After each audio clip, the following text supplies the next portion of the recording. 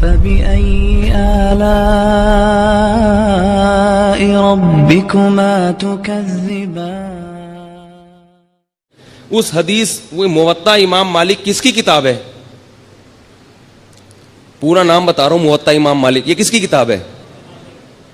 یہ تو ایسے پھر بھی نہیں بتا رہے یار آپ لوگ. یہ تو ایسے ہی ہو گیا جیسے ایک وہ تھا، ایک وہ بیٹھا ہوا تھا، وہ پہلے زمانے میں سیٹ چیلے، وہ تو نہیں گرو ہوتا تھا نا، اس کا ایک چیلا ہوتا تھا چیلا. تو جو چیلا تھا نا وہ بڑا مالدار تھا، اور گرو کیا تھا؟ غریب بیچارہ، ظاہر ہے اس کا نوکر تھا. ہمارے حضرت اس پہ یہ واقعہ اس پہ سنایا کرتے تھے کہ ہر مالدار آدمی میں عقل نہیں ہوتی، بعض دفعہ بیوقوفوں کو اللہ دولت زیادہ دے دیتا ہے، بلکہ زیادہ تر ایسا ہی ہو جاتا ہے. ٹھیک ہے نا، اللہ اپنی قدرت دکھاتا ہے. تو اور اگر اللہ یہ اصول بناتے کہ جس کے پاس پیسہ ہو تو اس کے پاس، جس کے پاس عقل زیادہ ہو پیسہ بھی ہوگا، تو بیوقوف تو بھوکے مر جاتے بیچارے. تو کیا ہے کہ عجیب حساب ہے کہ بعض دفعہ عقل بالکل نہیں ہوتی، پیسہ بہت ہوتا ہے. تو اس پہ حضرت یہ واقعہ سناتے تھے کہ وہ ایک چیلا تھا، بڑا مالدار تھا، اس کا ایک نوکر تھا. تو چیلے نے اپنے نوکر سے کہا، گرو سے کہا کہ مجھ سے، وہ حضرت پنجابی میں سناتے تھے، بڑا مزہ آتا تھا مجھے، وہ پوری پنجابی اس طرح آتی نہیں ہے، تو میں کچھ اردو کچھ پنجابی کا تڑکا لگانے کی تھوڑی سی کوشش کروں گا، کیونکہ اس لطیفے کا پنجابی میں ہی مزہ ہے. جو لطیفہ جس زبان میں بنا ہو وہ اسی میں سننے میں مزہ آتا ہے، وہ کسی اور زبان میں جب ترجمہ ہوگا تو اس بیچارے کی لطیفے کی ایسی کی تیسی ہو جاتی. تو حضرت اس پہ سنایا کرتے تھے کہ وہ گرو نے اس سے پوچھا، بلکہ وہ سرائکی میں ہے، کہ اپنے نوکر سے کہا کہ مجھ سے کوئی پہیلی پوچھو، لیکن یہ بتا دوں اگر مجھے اس کا جواب نہ آیا نا تو تیری ٹھکائی لگاؤں گا میں.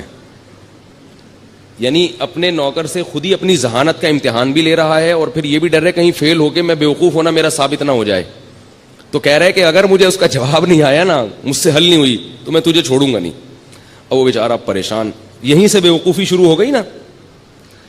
اب وہ کہہ رہا ہے کہ یار سوچ کے کوئی ایسی پہیلی لے کر آؤ بہت ہی آسان ہو، بہت آسان ہو، جس کا جواب آ جائے. تو اب اس نے پہلی پوچھی کہ حضور بتاؤ کہ ایک جانور ہے تے پونچھ گھمیندی ہے. گھمیندی پنجابی کا لفظ ہے، سرائکی کا لفظ ہے، سرائکی ہے نا، تو سرائکی میں یہ لطیفہ، پونچھ گھمیندی ہے، چولہے کے گرد گھومتی ہے. یعنی ایک جانور ہے جو اکثر چولہے کے گرد گھومتا ہے اور دم ہلاتی ہے رہتی ہے، صحیح ہے نا. اور مزید آسان کرنے کے لیے بولے میاؤں میاؤں کرندی ہے. ٹھیک ہے، اب تو بات ہی حل ہو گئی نا. ایک جانور ہے جو گھر میں رہتا ہے، دم ہلاتا ہے اور اکثر چولہے کے گرد گھومتا ہے اور میاؤں میاؤں کرتا ہے. بوجھو کی ہے، بتاؤ بھائی کون سا جانور ہے. اب وہ سوچ میں پڑ گیا. اب وہ کیا ہو رہا ہے، سوچ. کافی دیر سوچنے کے بعد بولتا ہے ککیڑ، مرغا. اب یہ نوکر نے بولا میری تو آئی شامت، اگر میں بولوں غلط ہے. بڑا ہوشیار تھا. اس نوکر نے بولا حضور لگتا ہے کسی نے دسیا ہے، یہ اتنا مشکل پہیلی کا جو آپ جواب لے کر آئے ہو، یہ لگتا ہے کسی نے آپ کے کان میں چپکے سے بتایا ہے. بڑے فخر سے کہتا ہے اوئے عقل جی دوڑ ہے، عقل جی. یہ کیا ہے؟ عقل جی دوڑ ہے، عقل کی دوڑ ہے بھائی، کوئی بتا نہیں رہا ہم کو. تو میں آپ سے پوچھ رہا ہوں موطا امام مالک کس کی کتاب ہے؟ آپ کہہ رہے ہیں پتہ ہی نہیں. تو نام تو لے رہا ہوں امام مالک کی.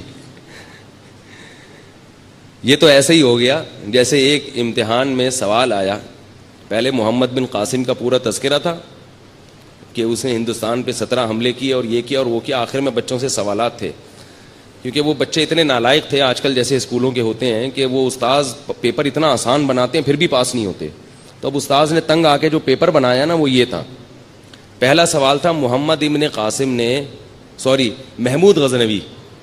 محمود غزنوی نے ہندوستان پہ 17 کیا کیے؟ محمود غزنوی نے ہندوستان پہ 17 کیا کیے؟ حملے کیے ظاہر ہے. دوسرا سوال یہ تھا محمود غزنوی نے کس ملک پہ 17 حملے کیے؟ یہ دوسرا سوال ہے. تیسرا سوال ہے کس شخص نے ہندوستان پہ 17 حملے کیے؟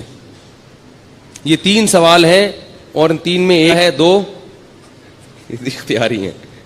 ٹھیک ہے نا، کمپلسری صرف ایک ہی سوال ہے. بچے پھر بھی فیل ہو جاتے ہیں، وہ پھرے دیکھ رہے ہوتے ہیں جو لے کر آئے ہیں نا یار اس میں کہاں لکھا ہوا ہے. تو دیکھو کہاں کتنا آپ لوگوں نے پریشان کر دیا. اگر آپ اسی وقت جواب دے دیتے امام مالک کی ہے تو پھر مسئلہ یہ اتنے دو واقعات آپ کو اتنے حسین واقعات سننے کو نہ ملتے.